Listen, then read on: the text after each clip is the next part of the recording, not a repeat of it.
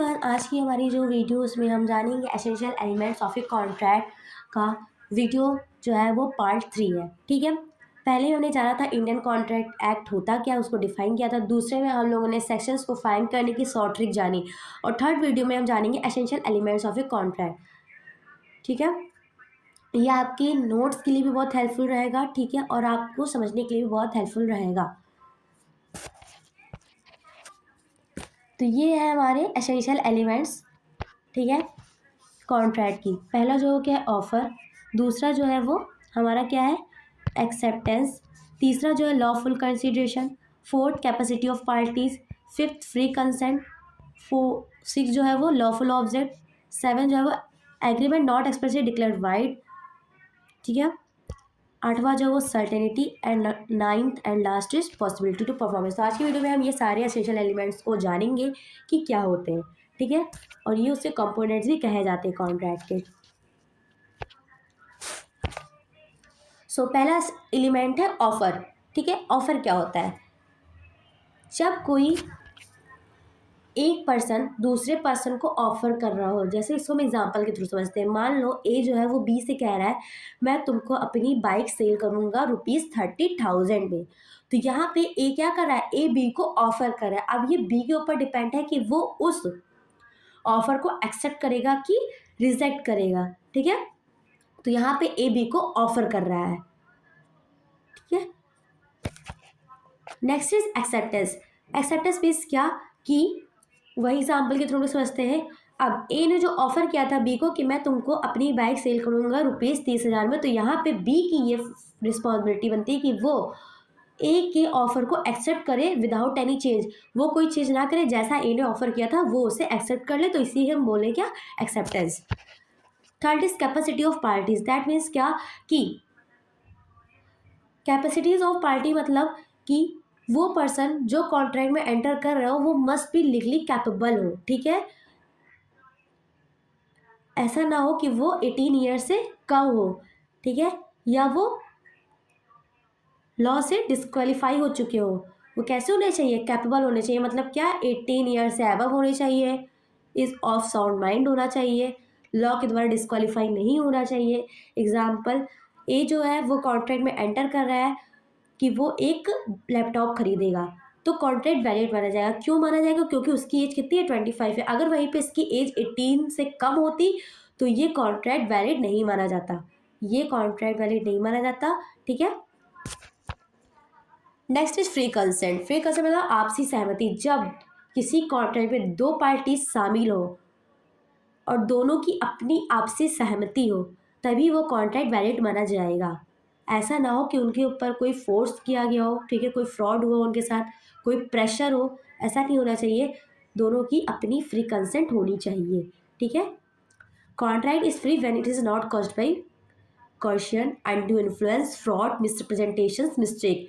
Example ले लेते हैं, ए जो है वो बी को अपना फ़ोन सेल कर रहा है ₹5,000 में। बी जो है वो एग्री हो रही है विलिंगली, मतलब अपनी इच्छा से उसने फ़ोन को चेक किया और अपनी इच्छा से वो उस फ़ोन को खरीद रही है, उसके ऊपर कोई फोर्स वगैरह नहीं किया गया। तो ये क्या हो गया, फ्री कंसेंट हो गया, और ये कॉन्ट्रैक्ट हमारा वैलिड माना जाएगा। Next element is lawful object, कि कॉन्ट्रैक्ट करने के पीछे का जो पर्पस है वो हमेशा लॉफुल होना चाहिए, अनलॉफुल नहीं होना चाहिए। अनलॉफुल मीन्स वो इलीगल नहीं होना चाहिए, वो इनमॉरल नहीं होना चाहिए, फ्रॉडुलेंट नहीं होना चाहिए।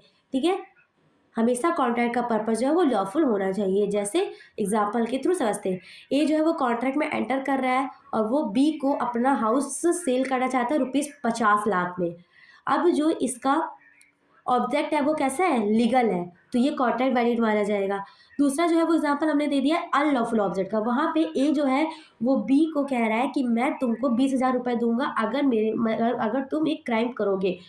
ठीक है, मेरे द्वारा बताए गए क्राइम को करोगे तो ये ऑब्जेक्ट कैसा हो गया, इलीगल हो गया। इलीगल मतलब क्या, कॉन्ट्रैक्ट जो है वो वाइड हो गया, बिकॉज इनका पर्पस अनलॉफुल था, और अनलॉफुल पर्पस को कभी भी हम लोग कॉन्ट्रैक्ट में नहीं लेंगे, वैलिड कॉन्ट्रैक्ट नहीं माना जाएगा। Next is certainty. सर्टेनिटी का मतलब क्या होता है कि कॉन्ट्रैक्ट में जो भी टर्म्स और कंडीशंस हो वो क्लियर होना चाहिए, डेफिनेट होना चाहिए। ठीक है, नॉट वैग्यू नहीं होना चाहिए। दैट मीन्स क्या कि आपने कॉन्ट्रैक्ट करने के पीछे जो भी कॉन्ट्रैक्ट में टर्म और कंडीशंस है वो क्लियर लिखना चाहिए, ठीक है। वो हाफ नहीं होना चाहिए, आधा नहीं होना चाहिए, अधूरा नहीं होना चाहिए, ठीक है। एग्जाम्पल ले लो, ए जो है वो एग्री करता है कि वो बी को 4 लाख में XYZ मॉडल का एक कार खरीदेगा, 1 मार्च को सेल कर देगा, ठीक है। तो इसके टर्म और कंडीशन जैसे एकदम वैलिड है। क्यों? क्योंकि इसने कार की मॉडल बता दी है, उसका पैसा भी क्लियर कर दिया है। वहीं पे अनसर्टेन एग्रीमेंट की बात करें तो ए जो है वो बी को एक कार सेल करेगा, ठीक है, एक रीजनेबल प्राइस पे। प्राइस डिसाइड ही नहीं है, ठीक है। तो ये कॉन्ट्रैक्ट कैसा माना जाएगा? वाइड माना जाएगा। क्यों? Due to uncertainty. The next is agreement not expressly declared void. ठीक हो, इसमें क्या होता है कि कुछ कॉन्ट्रैक्ट जो होते हैं, ठीक है, वो पहले से वाइड माने जाते हैं, लेकिन वो हमारे जो होते हैं वो मेंशन नहीं होते हैं, ठीक है। तो ऐसे कॉन्ट्रैक्ट को क्या बोलेंगे हम लोग? वाइड ही मानेंगे। जस्ट लाइक आप एग्जांपल ले लो, ठीक है, कि कोई भी एक 18 ईयर से कम बच्चा है, वो कॉन्ट्रैक्ट कर रहा है, ठीक है, कि वो एक बाइक लेगा, ठीक है। तो ऐसे कॉन्ट्रैक्ट को क्या है? इनवैलिड माना जाएगा। क्यों? वाइड माना जाएगा। क्यों माना जाएगा वाइड? क्योंकि वो जो बच्चा है वो कॉन्ट्रैक्ट करने के लिए कैपेबल नहीं है। तो ऐसे कॉन्ट्रैक्ट को हम क्या बोलेंगे? वाइड, ठीक है। Next and last is possibilities of performance, ठीक है। Possibilities of performance means that the terms of the contract must be capable of being be performed. मतलब क्या कि अब इसका मतलब क्या हुआ कि कॉन्ट्रैक्ट में जो भी टर्म्स हैं वो परफॉर्म हो जाए। आप ऐसा किसी से वादा ना कर लो जो परफॉर्म ही ना कर सको, ठीक है, जो इम्पॉसिबल हो करना, ठीक है। और अगर वो इम्पॉसिबल है तो वो वाइड मान लिया जाएगा। जैसे इसमें एग्जांपल है, A agree to sell his bike to B next week. A जो है वो एग्री करता है कि वो बी को बाइक सेल करेगा अगले हफ्ते में। तो ये कैसा है? वैलिड कॉन्ट्रैक्ट है।